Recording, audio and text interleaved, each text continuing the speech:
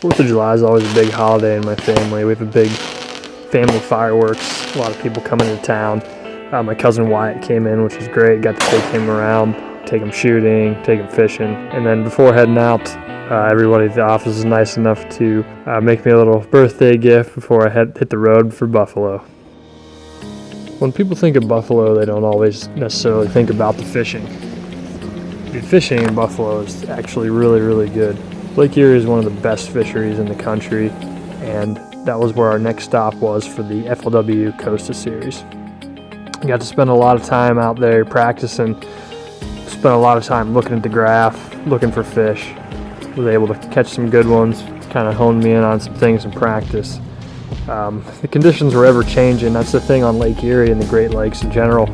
The weather is such a big factor, and not just rain and snow and those kind of things, but the wind is plays such a huge part in every event, because if the wind gets blowing one direction or the other, coming from the west especially towards Buffalo, that gets a lot of momentum and can build to have some really big swells, and that ended up being a huge factor in our tournament. Doing practice out of the ramp that I'd been launching at, they had a little Wednesday night tournament. So I jumped in it with a buddy of mine. My friend Jeff, who I was staying with, also fished it out of his boat. Both of us actually did really well. Me and the partner that I had, we ended up finishing second, and it was a really cool time. It was good to tune up for the tournament, and I was optimistic of how the event would be.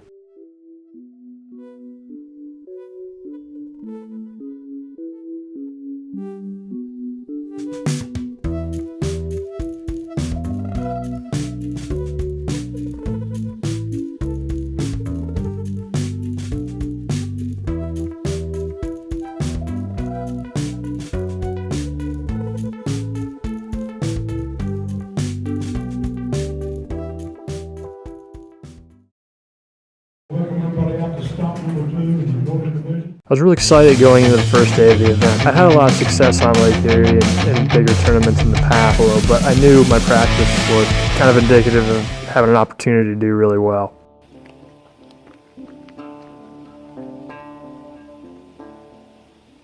We all woke up to the news of the tournament days, next 2 days being canceled. It was kind of disappointing. Obviously, after a tough first day, you always want to have the next opportunity to improve, but totally understand the call, and safety is always most important for everybody.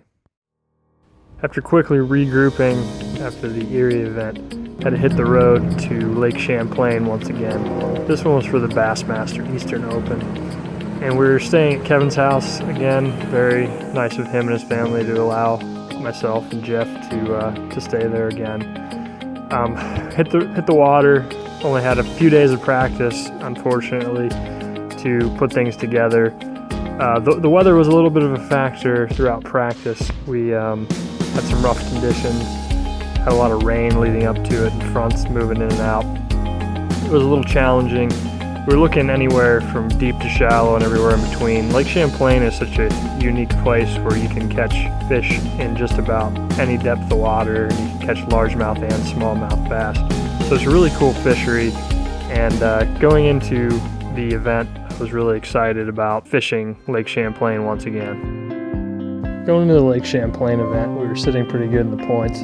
I had only really found one good area that I felt like had the potential, and I decided to grind it out there. The first day it really didn't come together, blew some opportunities, but the second day we were able to really make up for that and at least get a moral victory in the end. Shortly after the tournament ended, hit the road for Maine. Got to hook up with my buddy Troy Garrison right as I got in there. We hit the water and fished together that evening, and I took out Greg and Matt from DuraEdge and Pioneer, which we had a really good time. Really enjoyed the time with them, and being on the road so much is exciting, but it's always good to be home. Next time on Not the Destination.